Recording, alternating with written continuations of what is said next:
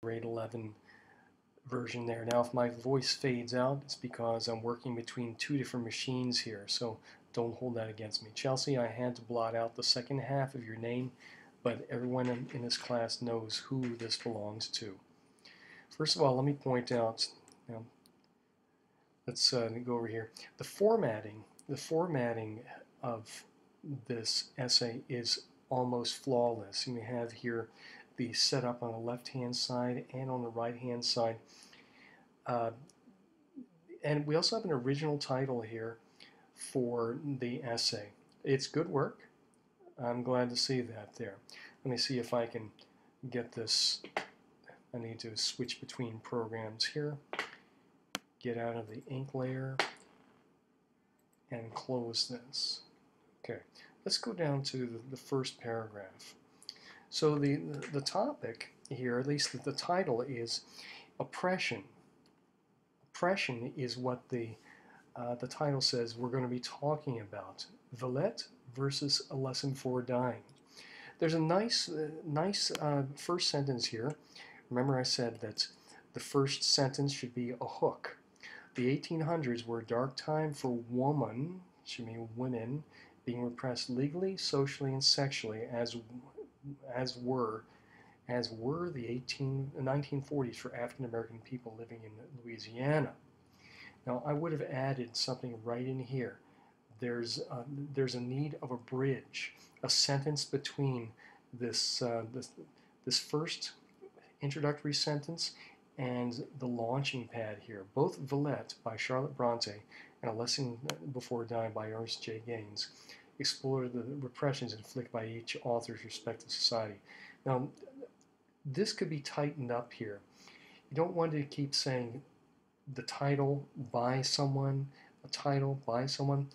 Instead, say something like Ernest J. Gaines' A Lesson Before Dying, Charlotte Bronte's Villette.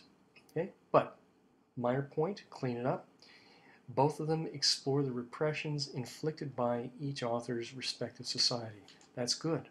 Good stuff here. However, Bronte's autobiographical reflection fares as a more effective novel than that of Gaines.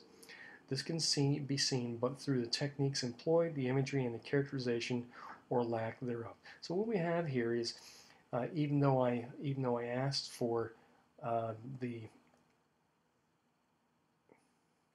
thesis to be one sentence, we have a two-sentence thesis statement here because it talks about the effectiveness and the techniques. So that's the gist of the thesis statement here. Now the problems I have so far is the title talks about oppression, okay, but the thesis talks about the effectiveness about the novels there, and that's going to come out as we take a look at the essay here. Let me close off this ink layer. We're going to move further down here. Okay, close this off, move further down. Now, so there's our thesis, and it's not so much about oppression, but it's about effectiveness of the novels there. So we're betrayed by the title. So let's take a look down here, because the essay is really not so much about, well, it's really not about oppression, it's about effectiveness. Let's take a look at, once we understand what the thesis is about, let's see how the topic sentences of each paragraph relate back to that. One way Villette is more effective than A Lesson Before Dying is the literary devices used. Bronte uses a series of, okay, this should be series instead of a series. A series of literary techniques to give the novel sustenance. Okay? Interesting word there. She creates insightful prose with a good use of metaphors and similes. I found it but a hopeless desert. Tawny sands with no green field, no palm tree, no well in view. Excellent use of an in-text citation, flawlessly cited. Personification, okay, missing a D there. Unreliable narration and voice. This is an interesting use of this word, this phrase here, unreliable narration and voice. That's an advanced term that you usually, or almost never, I should say, never see in grade 11. However, Gaines uses few techniques and devices to entertain the reader. He attempts to emphasize ideas by using repetition. Now this is where I did not understand this at all.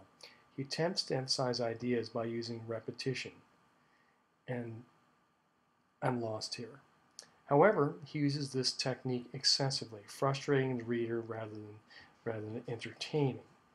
In addition to repetition, Gaines uses Cajun dialect to attempt to illustrate authenticity, but instead distracts the reader and makes the novel hard to get through. For these reasons, Villette is a more effectual, I would have used different words such as, more simply effective novel than A Lesson Before Dying. Let's go back and erase this ink layer, move on further.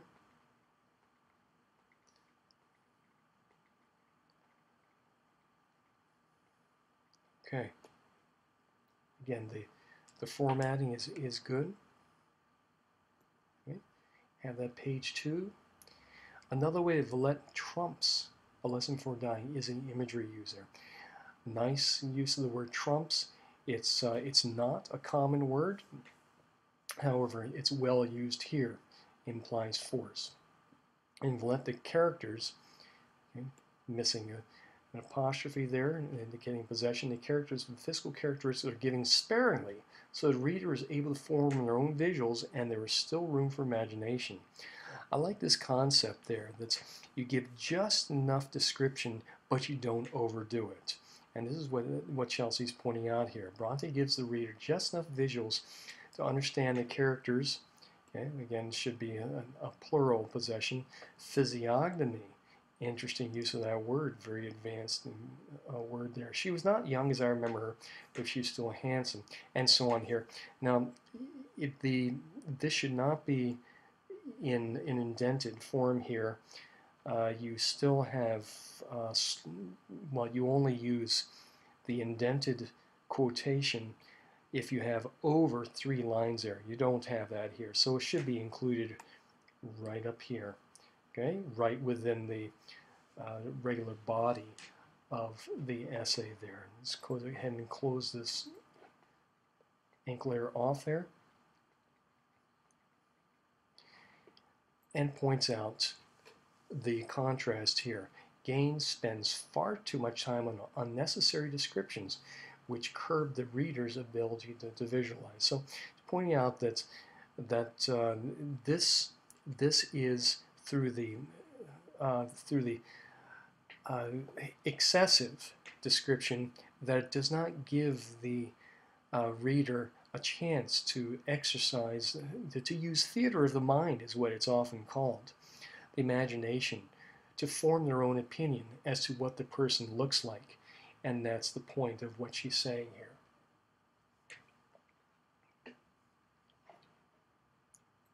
Close this. And so the conclusion to the paragraph, or actually the paragraph continues, as seen through these passages, Gaines spends a whole paragraph describing the character of Vivian, whereas Bronte uses one sentence to effectively describe Mrs. Bretton. That's an interesting use there. This could probably refer back to something as sparing as what Hemingway did. Hemingway used a very sparing prose, but again, it's the personal writing characteristics. For instance, Hemingway and F. Scott Fitzgerald wrote at the same time. Fitzgerald wrote excessively expressively, and Hemingway would use perhaps 3/4 of a sentence, where Fitzgerald would use 5. Okay, so let's move on here. In addition, when details should be employed, Gaines fails to create visuals. Bronte fills the page with vivid imagery to describe Lucy's surroundings.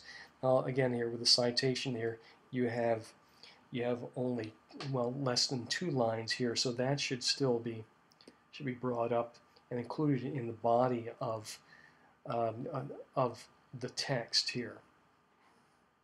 close ink here again.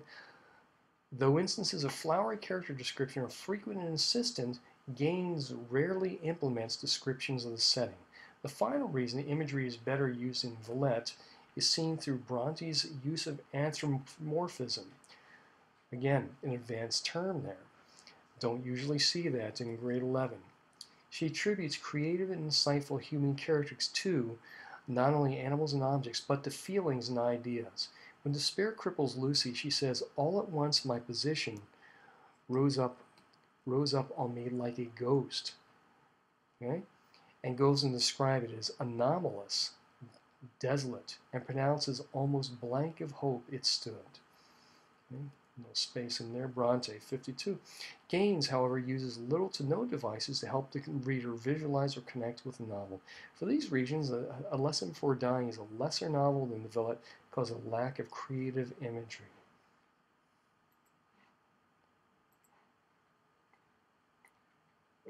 Now, here is a flaw that could easily have been corrected. What we have here is an overly general topic sentence. Character development is an essential part of any good novel. Yeah, that's true. That's true. But that should have been tied in with the specific evidence about both of the novels. So that could be tied into this is why Villette fares as a better novel than The Lesson Before Dying. Because what we have here, this is what's called a misdirecting topic sentence. Because if this is the first sentence, character development is an essential part of any good novel, that means that the rest of the paragraph has to be about why character development is an essential part of any good novel. But it's not, and rightfully so. It's about why character development is better in Villette than A Lesson Before Dying. And that's what should have been corrected here. In some ways, it could be said that Lucy Snow and Grant Wiggins have much in common. Okay, and so on here. Grant Wiggins too self-pitying, one-dimensional for the writer to empathize, empathizes with him. Grant receives an education, is respected by the community, has an essentially perfect girlfriend. So in many respects, he is much better off than the rest of his people. Extraneous use of comma here, but this, remember, when you're writing about literature, you always write in present tense. This doesn't stop him from complaining every chance he gets. Lucy Snow, on the other hand, let's close this up here. Lucy Snow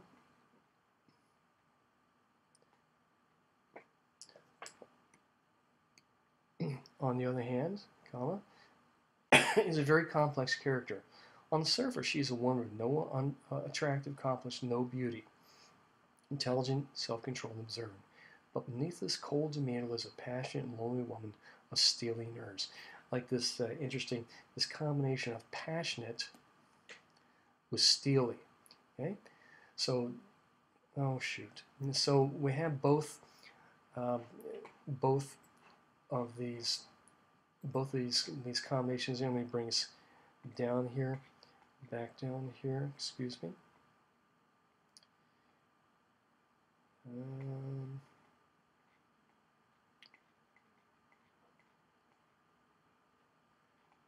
Well, that's great.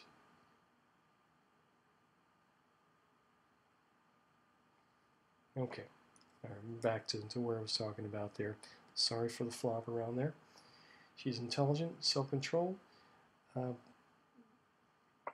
observant, passionate, and steely.